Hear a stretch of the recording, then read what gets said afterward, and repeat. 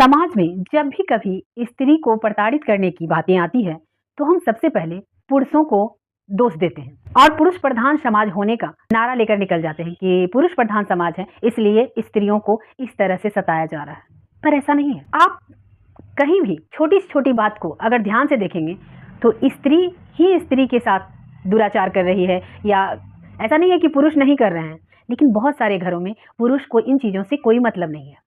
स्त्री अगर सताई जा रही है, स्त्री अगर वहाँ पे किसी तरह का उसके साथ दुर्व्यवहार हो रहा है तो वहाँ पे स्त्री ही उसके साथ दुर्व्यवहार कर रही है। जैसे अभी फिलहाल में चर्चा में आई हुई मूवी मिसेज मूवी का जोर शोर से चर्चा है और उसके बारे में सब यही कह रहे हैं कि इस तरह से एक बहू को प्रताड़ित किया जा रहा है। ठीक है, उसमें ससुर और हस्बैंड इन्वॉल्व है, लेकिन अगर आप ध्यान से देखेंगे तो सबसे ज़्यादा उसमें अगर किसी ने उस माहौल को क्रिएट किया है तो चुपचाप वो उसमें जो कैरेक्टर है उस मूवी की नायिका की सास का, आप देखेंगे वो चुपचाप इस तरह का माहौल अपने घर को बनाई है कि वहाँ पे वो खुद भी टॉर्चर हो रही है और आने वाली नई पीढ़ियों को भी वही वो दे रही है।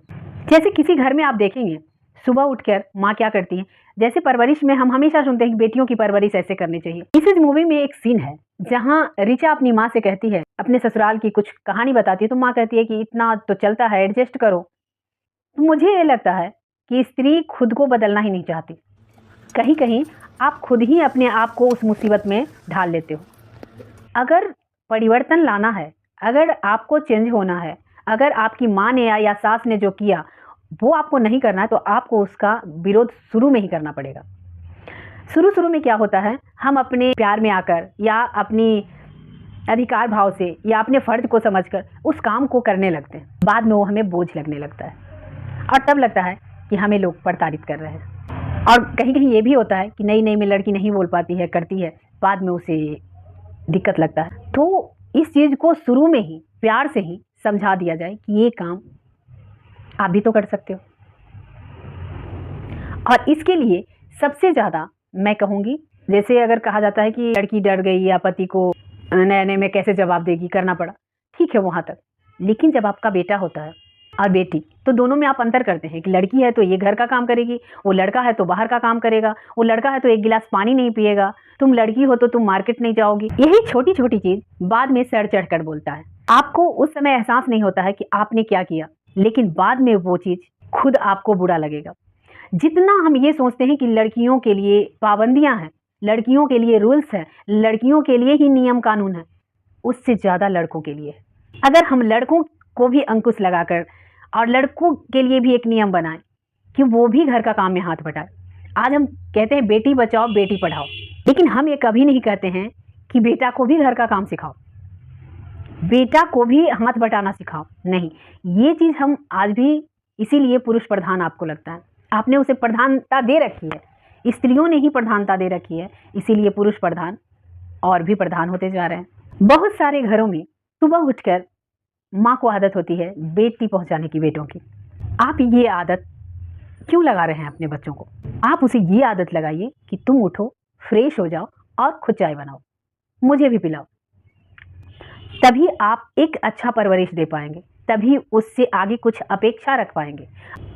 इसीलिए लड़का को भी लड़की की तरह ही ढालिए, क्योंकि आज लड़कियां बाहर काम कर रही है। हम ये कहते हैं लड़का और लड़की में फ़र्क नहीं करना चाहिए, तो लड़कियों को पढ़ाओ, लड़कियों को बाहर का काम करने भेजो। लड़कियों हर क्षेत्र में आज लड़कियां आगे हैं, वैसे ही लड़कों को भी हर क्षेत्र में आगे होना चाहिए। अगर घर में 2 दिन लेडीज बीमार हो जाए या माँ बहन बीमार है तो लड़का खिचड़ी भी बना के खा नहीं पाता है, तो ये गलत है।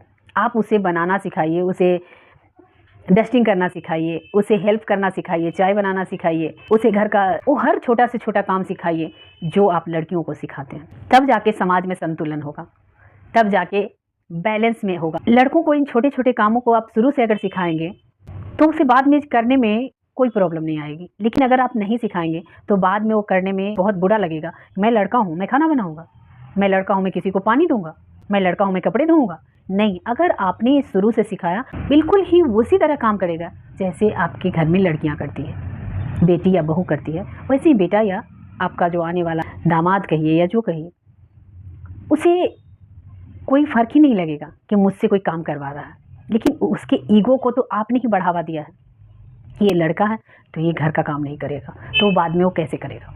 क्योंकि उसका ईगो तो उस पर हावी हो चुका है कि ये लड़की का काम है, मेरा काम तो है बाहर घूमना फिरना, ऐश करना, लड़की को तारना, बस जॉब करना, पैसे कमाना। तो फिर बाद में उसे ये काम बुरा लगेगा। इसीलिए शुरू से ये काम में लड़का और लड़की दोनों को इक्वल करिए, तभी समाज में बैलेंस आएगा। अगर हम चाहते हैं कि हमारे समाज में लड़कियां पढ़ी लिखी हो, लड़कियों को पंख दिया जाए, लड़कियों को आज़ाद किया जाए, तो थोड़ा सा अंकुश लड़कों पे भी लगानी चाहिए। लड़कों को भी घरेलू काम सिखाना चाहिए, पितृ सत्ता को थोड़ा सा ठुकराना चाहिए। थोड़ा सा पितृ सत्ता से हटकर हमें लड़कों को संस्कार देना चाहिए, तभी जाकर हम अपने समाज को बराबर कर पाएंगे। बेटा और बेटी का फ़र्क मिटा सकते हैं तभी जब हम दोनों को अपनी अपनी काम से हटकर अलग अलग कामों की दिशा में उनका रुख मोड़ेंगे। सिर्फ लड़कियों को पढ़ देने से कुछ नहीं होगा, थोड़ा सा लड़कों पे भी अंकुश लगाना होगा।